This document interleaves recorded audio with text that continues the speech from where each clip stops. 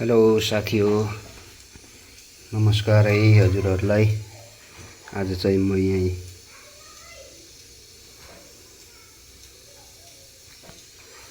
मेरो गृहमन्त्री हस्पिटल गएको। आउन अलि ढिलो भयो। म चाहिँ यहीँ मेरो छोरा चाहिँ नि होस्टेल बसिया छ। होस्टेल त बसिया छ तर खाना चाहिँ यहीँदेखि लगिदिनु पर्ने। 7:30 बजी ठ्याक्कै स्कुलमा पुर्याइदिनु पर्ने साथी हो। त्यही भएर यहीँ मैले चाहिँ भान्सा गर्न सुरु गरेँ। भिन्डी, आलु, सोयाबिन अनि मटरको मिक्स सब्जी चाहिँ नि पकाइदिन पर्यो भनेर यहीँ लसुन कटिङ, अदुवा कटिङ। आज चाहिँ मैले मसला पिसिनँ। आज मैले यो अलिक सुक्खा टाइपकै बनाउन आँटेको छु साथी हो। अब यो चाहिँ पहिला यो मेथी झाल्नु पर्यो।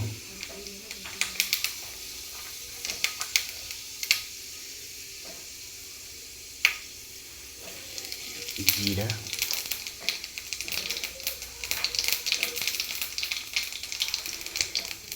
त्यसपछि यो प्याज हालिदिनु पर्यो। त्यसपछि यो लसुन अनि यसैमा हालिदिन्छु।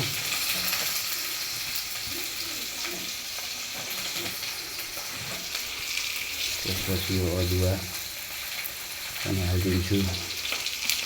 यो चाहिँ नि मेरो छोरा र छोरीको लागि मात्रै हो। थोरै थोरै सब्जी हाम्रो लागि चाहिँ त्यही त हो। थोरै भए पनि चटक्क खानु मन लाग्छ साथी हो। यसो हाम्रो लागि चाहिँ सुँगुरको कलेजो र मासु हिजो ल्याएको थिएँ फ्रिजमा छ साथी हो। त्यो चाहिँ हामी खानेवाला छौँ भरै।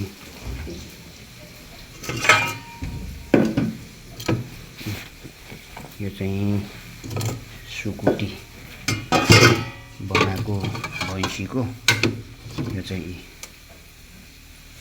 मासु र कलेजो हिजो लिएर बोइल गरेर राखेको साथी हो। यस्तै छ है साथी हो मेरो भुटाइ।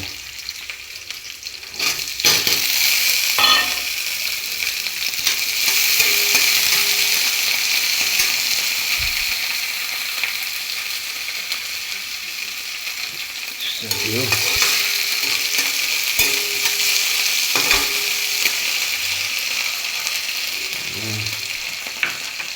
कसो मैले भिन्डी पनि हालिदिएँ साथी हो। मेरो छोराछोरीहरू पनि सुक्खा सुक्खा खानु खोज्छ।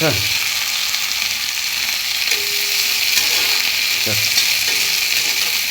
बनाएर पठाइदिनु पर्यो साथी हो। सुक्खा सुक्खा अनि पापड पकाइदिनु पर्यो।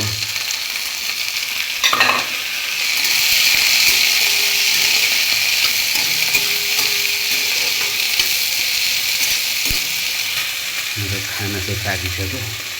सबै छोराको लागि मात्रै हो। हाम्रो लागि त अहिले अब मेरो तिहारी कति बेला आउँछ मेरो गृहमन्त्री, त्यसपछि तपाईँले चाहिँ बनाएर खानु पर्यो। त्यो चाहिँ पकाएर छोरालाई पठाइदिइहाल्नु पर्यो। त्यो दिदीलाई आज पठाउनु पर्यो भने मैले बोले त उसको आमाले पुऱ्याइदिन्थ्यो। आज चाहिँ उसको दिदीलाई पठाउनु पर्यो भन्ने कुरो भएको छ साथी।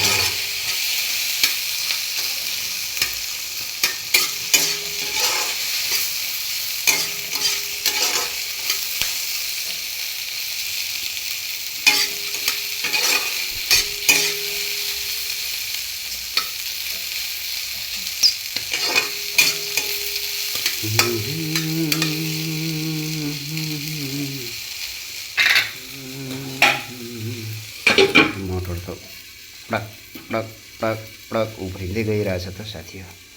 ल साथी भिडियो लामो हुँदैछ मैले बन्द गरेँ ओके बाई बाई भरे फेरि अर्को टुक्रा हालिदिन्छु